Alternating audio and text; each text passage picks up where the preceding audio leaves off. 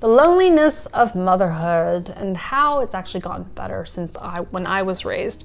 So this is a 3-part series. This is the final video or a podcast or whatever you're reading or writing or listening or watching. And really how this loneliness of motherhood goes beyond responding late to texts, and that's really the tip of the iceberg. So in the first video, I kind of reminisce about a memory of mine that I had about my own mom, and then the second video was about how the attempts I've made as a working mom to kind of connect and have those more socialization and the complexities and the difficulties of doing that. So this part is really kind of looking at how technology for me and social media for me has helped my situation. You know, some might say that since the advent of the internet, it's made us more depressed, more lonely, more anxious than the generation who grew up without it. I know specifically it's the constant scrolling through social media and getting access to, you know, people's lives who seem to have it all or have it together, that make us feel inadequate. And this is especially true, and it's actually been a study done with teenage girls, and it is actually true. But in an 8-year longitudinal study, so longitudinal studies is when they look at the same people through a period of time, and this was 8 years, that showed there actually is no relationship between an increased use of social media with an increased mental health issues such as anxiety or depression. So it's kind of like happens with teenage girls, but not really generally. So I'm kind of like, okay, I'm just going to think of my own case. It's a case-by-case situation or individual basis. For me, from my experience, social media, I remember when Facebook came out, it was like, whoa, you're actually like using it and connecting with people you haven't heard from in so long. And then it became this kind of like, people stopped using it for that, and it kind of became this just an explosion of stuff you'd see. Fake news, real news, all news, just like, whoa. And then people kind of stopped actually posting personal things. I mean, I remember like seeing people post their entire vacation album on Facebook, and you kind of scroll through their photos.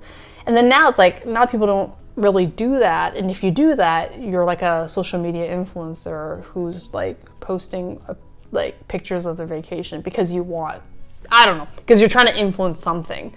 So it became this kind of like weird, distorted, that you had a purpose for posting things rather than just for like sharing your life with the 100 friends you had. Now people have like thousands of friends. So from my experience, I only really upped my social media game when I became a blogger. So it was kind of like this, whoa, Facebook posting your vacation photos, the good, the bad, the ugly, and then now it's like, and then it became this explosion, and now I'm back up again as a blogger with more like trying to get people to resonate, find people who will resonate with my messages, with my story, with my mission to empower individuals to talk about their feelings despite growing up in a culture that hid them. And so I really started amping that up as a blogger, and really trying to seek a sense of belonging. But it also really allowed me to feel normal about things that didn't seem normal, right? As a mom, like from saggy belly skin, Instagram, there's these really brave women who post raw and real pictures of their bellies after giving birth. And you're like, wow, like, so I'm not this rare kind of like, it's not just me. To breastfeeding struggles, there's more and more celebrities and mom bloggers who are talking real and raw about how breastfeeding isn't this magical journey that they had. Raw articles about the resentment that we hold against our husbands as moms.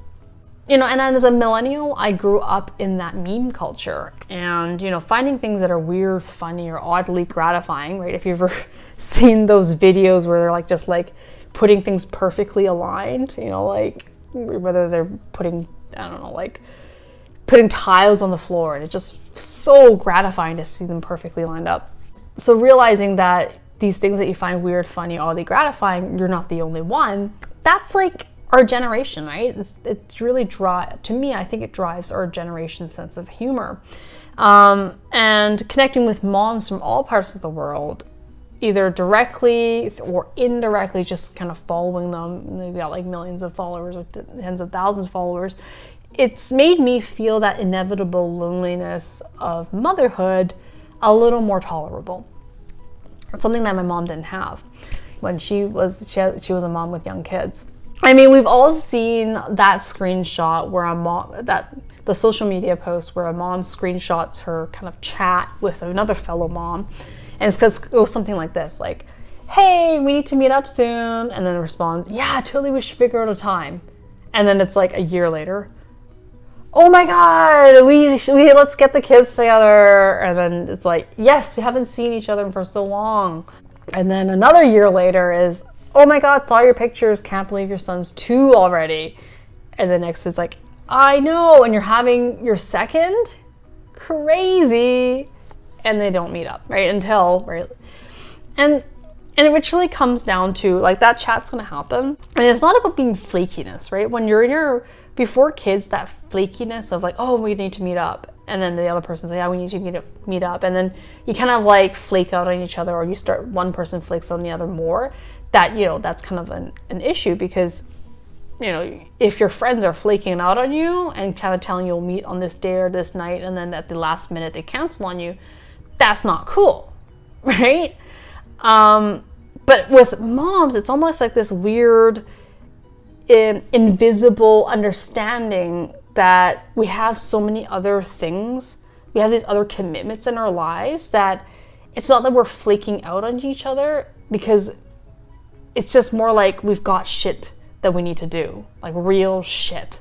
But this whole thing, this kind of mutual understanding starts to taper down as the kids get older, because, like, for me, it's only temporary until the kids get older. My kids are both under 5, so neither of them are in school yet. And I've come to an acceptance slowly that I will not be able to live up to the expectations of my 7-year-old self. So in my first video, I share with you a story about my mom meeting a stranger and striking up a conversation, this budding connection, and then they don't end up being friends. And I'm telling myself, I'm not going to be like that. I'm going to be this mom that has tons of friends and constantly meeting with people and making friends every day and all day, right? Really, that expectation that has a 7-year-old, I won't be able to meet. That is until my kids are older and they won't need me as much. When I can just pick up and go will be the day when I can do more, hanging out, enjoying happy hour with the girls, going on a hike with my kids and the mom's kids, because when your kids are older, going to the car isn't this like crazy, like, "Oh my God, we're gonna remember this, remember that, take a nap, you can pack the snacks, blah, blah, blah." If they're in their grade school years, you can just like, "Okay, let's go pee, let's go," right? Like, put your shoes on. I don't care if you like, just go. And you just hop into the car seat and they can just buckle themselves in and off you go. But when they're young, it's like you just have this entire process you have to follow before you actually leave the house. To trying out a new bubble tea place, to, getting brunch and really taking my time to enjoy the coffee refills instead of rushing back home because you need to go back home. Or just even going on a day trip, like to the island, and taking the ferry out to the island and ferrying it back late at night, right? And so accepting this reality that this loneliness and admitting that this loneliness is real and it's okay, because it will get better, that there is light at the end of the tunnel, that right now it's tough, but you'll get through it, really allows me to go all in with my kids right now. I get to really enjoy my time with them, really being able to live in the moment, being present while they're still so young. I mean, I'm not gonna lie, there are still definitely days, not often, that I get a mild case of FOMO, like the fear of missing out, whenever, like we'd be going to the grocery store and there's like a nice, really cool, fancy pub nearby. And you see like a group of 20-something-year-old women dressed in the nines, like makeup all decked out. I remember those days. Like, I loved just, like taking hours to get ready and putting music on and putting your makeup on and choosing your outfits, trying on a bunch of different outfits just to get the perfect, and then meeting up with your friends and you're all decked out. It's such a fun time.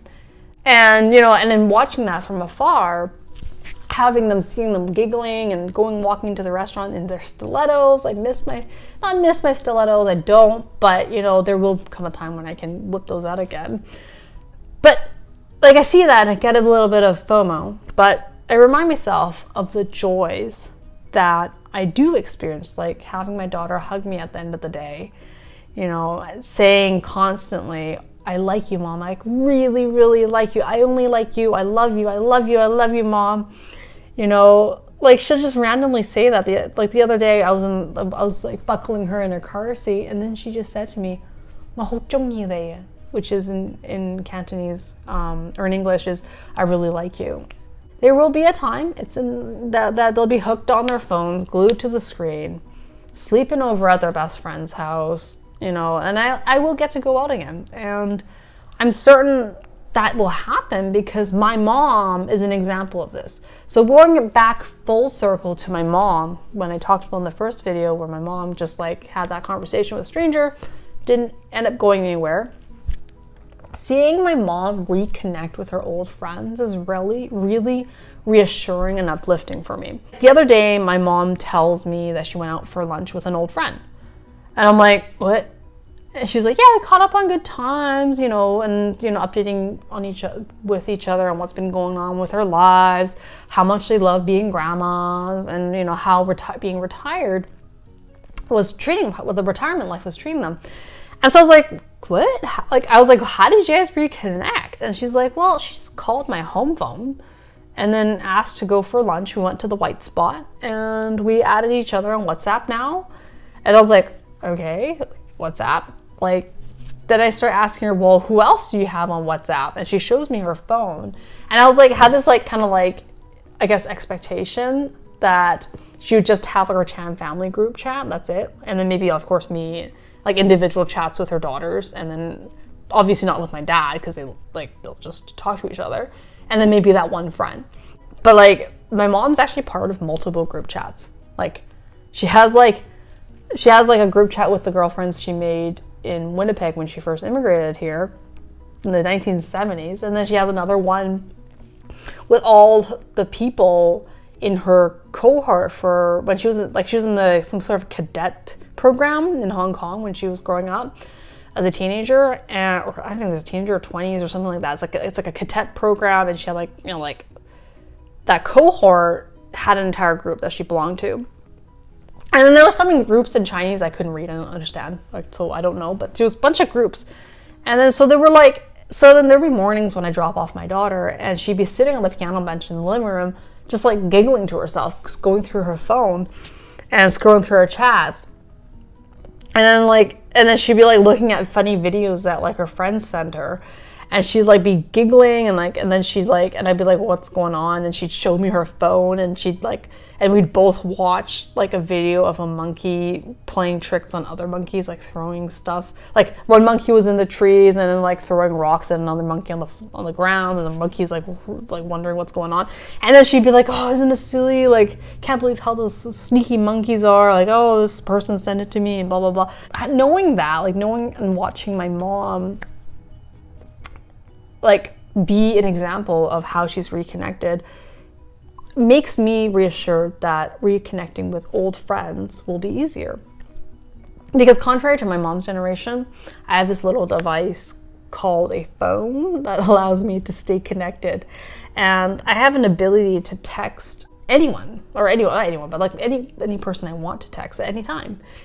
You know, like during a bout of frustration after having yelled at my kids, or in the wee hours when I barely had 2 hours of sleep and our baby's teething. Instead of talking on the phone, that could potentially wake up the baby that's sleeping on my shoulder, or, you know, just waking up anyone. And I know if I don't get a text back immediately, like if the person doesn't respond right back, I don't get offended, because there's that mutual understanding between people, between moms, that it's not like you need that immediate response. You know how you've seen those memes where like you have like one text and then the next text is like, I don't know, it doesn't occur like that. There's this mutual understanding that a read receipt means she heard me, she gets me, she feels me, even if she doesn't respond to me immediately. That she's not ignoring me, she hasn't forgotten about me, she's just juggling 100 other things just like me.